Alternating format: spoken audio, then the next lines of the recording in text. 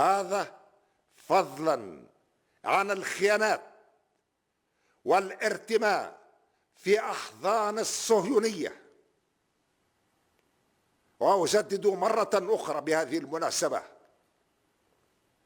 وقوفنا الكامل إلى جانب الشعب الفلسطيني حتى يسترد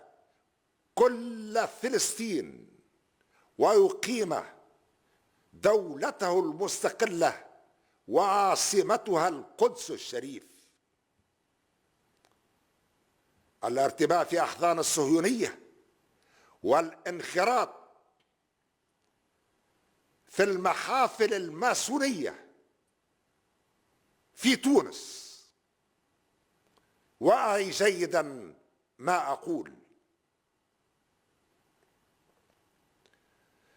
وإلى جانب هذا الوضع الصعب والدقيق وأمام هذه التحديات الكبرى، لم يقم من أقسم على خدمة الوطن وتعهد بحمل الأمانة بمسؤولياته، بل بالحد الأدنى المطلوب